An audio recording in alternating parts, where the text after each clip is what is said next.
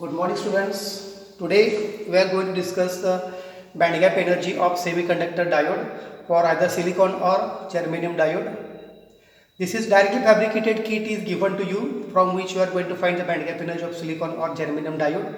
Here is one thermometer which is immersed in a oil bath, and this oil bath also contains the semiconductor diode. Voltmeter is directly connected to the semiconductor, and we are going to supply a constant voltage across the semiconductor diode. This is the microammeter which is connected to the again semiconductor diode. Okay, no any need to assemble the circuit here. Already assembled circuit is given to you. You have to note down only the corresponding temperature fall with respect to the current across the semiconductor diode. First I will give some constant voltage across the semiconductor. The voltage should be near about 3 volt. Okay, and this is the heater supply. Heater supply means heat is given to the oil bath in which semiconductor diode is already immersed. When the oil gets heated, automatically what happens? Diode will receive the heat, and when that diode receives the heat, the electrons from valence band are jumping into the conduction band, and we know all these theories regarding valence band, conduction band and band gap energies. No need to discuss furthermore here. So temperature of the oil bath can be measured by this thermometer. Okay, as temperature across the oil bath increases, current across the semiconductor diode increases. That increase in current across the semiconductor diode, which can be indicated by this microammeter. This is the voltmeter connected to the semiconductor diode, and this is the microammeter connected to the semiconductor diode. The role of this microammeter is to measure how much current is flowing across the semiconductor diode, which is available here in the oil bath. Okay, now I will switch on the heater. Temperature is rising now. Temperature across the semiconductor diode is rising. Who is showing there is a rise in temperature? Thermometer is showing the rise in temperature across the semiconductor diode. So as the temperature increases, current across semiconductor diode is also increasing. That property you have already studied in the 12th standard. But I can say heating rate is said to be a random rate and cooling rate is said to be a constant rate. That's why we have to note down the readings for fall in temperature with a fall in a current. So here you are going to note down only the two types of reading: fall in temperature with respect to fall in current across the semiconductor diode. Now the temperature across diode reaches up to the 70 degrees Celsius, and current, this is in the range of the micro ampere, which is reached near about 22.5 microampere, and voltage across the diode is said to be 3 volt. Just wait for when it reaches to the 90 degrees Celsius.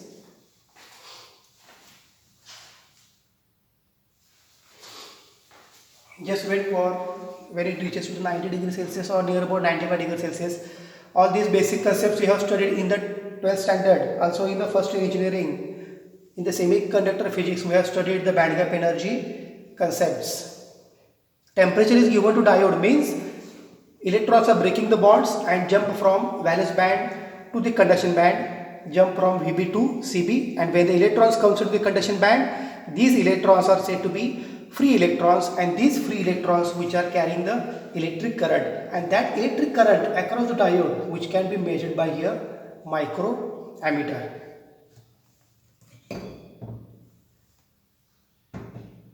So temperature is reaching near about 75 degrees Celsius. Also I am getting here rise in current.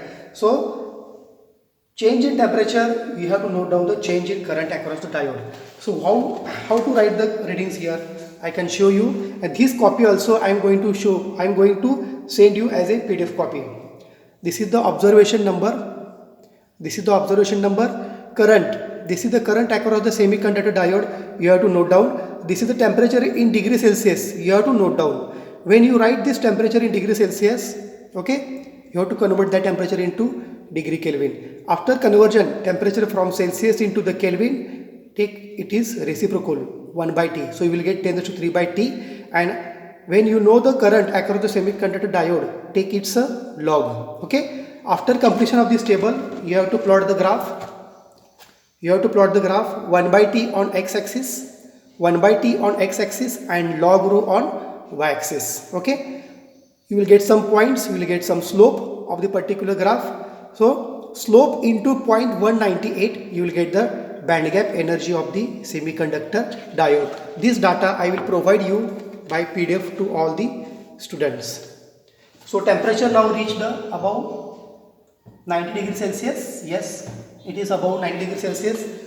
When temperature is about, it is said to be now 95. When temperature is said to be 95 degrees Celsius, I will note down the current here. Current is said to be 47.5. Temperature is 95, current is said to be 47.5. Now I have switch off this temperature control. Means what happens? Now the temperature of oil bath is reduced. That reduced temperature of oil bath, which can be indicated by this thermometer. For 95 degrees Celsius, current is said to be 47.5. It is reaches to the, I will wait when it reaches to the 90 degrees Celsius, then I will show you the current. Now it reached near about 90 degrees Celsius and current is said to be 45. Earlier was 47.5, now it is 45. Now such that 95, 90, 85, 80, 75, 70, 65, 60, 55, 50 and 45 degrees Celsius. For each 5 degree fall in temperature, note down the corresponding current across the semiconductor diode. Means you will get the current across the semiconductor diode in one column, you will get the temperature across the diode in another column. Convert that temperature into Kelvin, take a reciprocal, whatever the current you are getting here, convert that current into that log rho quantity and plot the graph 1 by t on x-axis, 1 by t on x-axis and log rho on y-axis. You will get the slope into 0.198, you will get the band gap energy of given semiconductor diode. Okay, a very simple experiment. I will provide you the manual for this particular experiment and readings for this experiment. You have to note down the readings, you have to do the calculations and you have to find out the band gap energy of semiconductor diode. In addition to this experiment, I will provide some questions to you. You have to write these questions on assignment pages and so you have to submit these assignment pages as well as the experimental readings, calculations and result of this particular experiment when you will come physically into the college. Okay, so we can stop here. Thank you.